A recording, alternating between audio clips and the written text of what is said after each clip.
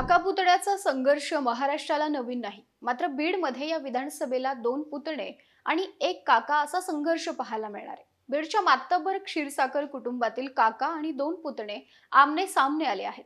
राष्ट्रवादी काँग्रेस शरदचंद्र पवार पक्षाकडून संदीप क्षीरसागर, राष्ट्रवादी काँग्रेस अजित पवार गटाकडून योगेश क्षीरसागर, तर अपक्ष म्हणून जयदत्त क्षीरसागर निवडणुकीच्या मैदानात आहेत.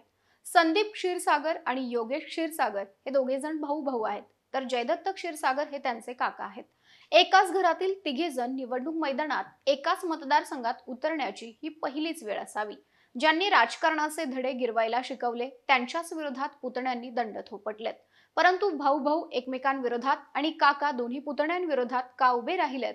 बीडमध्येही काका पुतण्यांची लढाई कशी रंगणार आहे हे आपण या व्हिडिओतून जाणून घेणार आहोत. नमस्कार, मी Madhuri Kumkar, for the people news मध्ये आपलं स्वागत. व्हिडिओला सुरुवात करण्यापूर्वी चॅनलला सबस्क्राइब करा, लाईक व फॉलो करा. पोस्ट ग्रॅज्युएट डिग्री कोर्सच्या माध्यमातून परिपूर्ण राजकीय नेतृत्व घडवणारं आणि प्राध्यापक राहुल कराड यांच्या संकल्पनेतून साकारलेलं भारतातील पहिलं institute MIT school of government. काका पुतण्यांचा संघर्ष हा महाराष्ट्राला काही नवीन नाहीये. बाळासाहेब ठाकरे आणि राज ठाकरे, गोपीनाथ मुंडे आणि धनंजय मुंडे, शरद पवार आणि अजित पवार या काका पुतण्यांच्या संघर्षाबरोबर बीड जिल्ह्याच्या राजकारणात क्षीरसागर कुटुंबातील काका पुतण्यांचा वाद 2019च्या निवडणुकीत चव्हाट्यावर आला होता. त्यावेळी मात्र एकच पुतण्या माजी मंत्री जयदत्त क्षीरसागर यांच्या विरोधात जाऊन आमदार झाला होता. संदीप क्षीरसागर यांनी काका जयदत्त क्षीरसागर यांना पराभूत केलं होतं. मात्र आता या विधानसभा निवडणुकीत जयदत्त क्षीरसागर यांचे दुसरे पुतणे योगेश क्षीरसागर यांनी अजित पवार गटात प्रवेश करून बीड विधानसभा मतदारसंघाची उमेदवारी मागितली आणि त्यांना ती मिळाली देखील. त्यामुळे यावेळी जयदत्त क्षीरसागर यांना आपल्या आणखी एका पुतण्याचं आव्हान असणार आहे. यावेळी असं नेमकं काय घडलं की योगेश क्षीरसागर यांनी देखील निवडणूक लढवण्यासाठी दंड थोपटले, हे जाणून घेण्याआधी आपल्याला या ठिकाणी झालेल्या मागच्या 3 निवडणुकांचा निकाल पाहावा लागेल. 2009च्या विधानसभा निवडणुकीत बीडमधून राष्ट्रवादीकडून जयदत्त क्षीरसागर उभा होते. त्यांच्या विरोधात शिवसेनेचा उमेदवार रिंगणात होता. शिवसेनेकडून सुनील धांडे उभा होते. पण या लढतीत जयदत्त क्षीरसागर विजयी झाले. जयदत्त क्षीरसागर यांनी 75,917 मतांनी सुनील धांडे यांचा पराभव केला.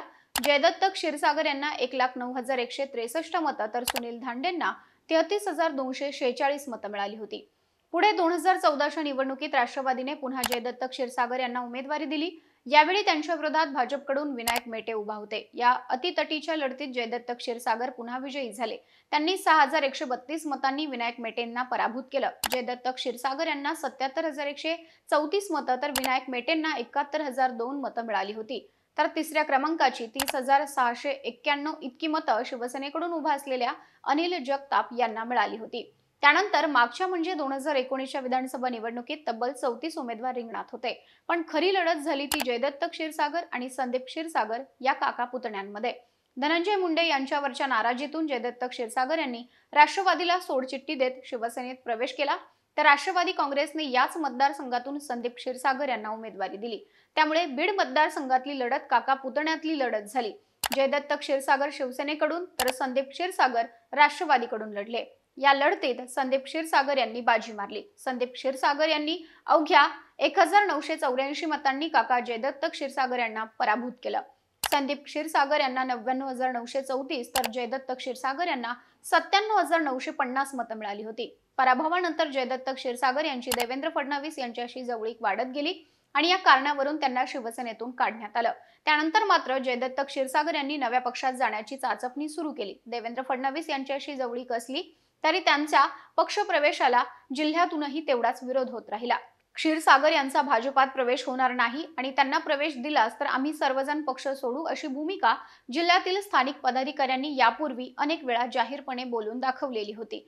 जयदत्त क्षीरसागर हे मधल्या काळात भाजपात जाण्यास प्रयत्नशील होते, पण एका म्यानात 2 तलवारी या समीकरणामुळे त्यांचा प्रवेश झालाच नाही आणि आता या विधानसभेला त्यांनी अगदी शेवटच्या क्षणी अपक्ष अर्ज दाखल केला. त्यामुळे 2 भावांमध्ये होणारी लढत आता तिहेरी होणार आहे. एकाच कुटुंबातले हे काका पुतणे आमने सामने आले आहेत. महाविकास आघाडीत शरद पवार गटाकडून संदीप क्षीरसागर यांना उमेदवारी जाहीर केली तर महायुतीत अजित पवार गटाने योगेश क्षीरसागर यांना उमेदवारी दिली. संदीप क्षीरसागर आणि योगेश क्षीरसागर हे दोघे चुलत भाऊ आहेत.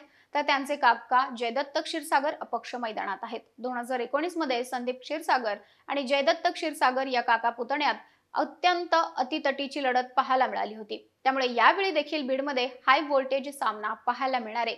या लढतीत आणखी एका पुतण्याची भर सुद्धा पडलेली आहे आणि या लढतीत काका जयदत्त क्षीरसागर यांनी म्हटलं आहे की आमच्याच घरात असं घडतंय असं नाही तर महाराष्ट्रभरात हे चित्र आहे। नात्याची वीण विस्कटलेली आहे, तशीच सामाजिक वीण देखील विस्कटली आहे। कोण घरातले कोण बाहेरचे यापेक्षा कोण काम करतंय त्याच्या मागे जनता उभी राहील असा विश्वास अपक्ष म्हणून मैदानात असलेल्या काका जयदत्त क्षीरसागर यांना आहे। आता काका विरुद्ध पुतण्यांच्या या तिहेरी लढतीत कोण बाजी मारणार, बीडचा आमदार कोण होणार हे निकालाच्या दिवशी 23 नोव्हेंबरला स्पष्ट होईल। तुम्हाला काय वाटतं? बीड मधील या काका पुतण्यांच्या लढतीत कोण बाजी मारेल? तुमचं मत कमेंट करून सांगा। व्हिडिओ आवडल्यास लाईक करा आणि फॉर द पीपलला सबस्क्राईब, लाईक व फॉलो करायला विसरू नका।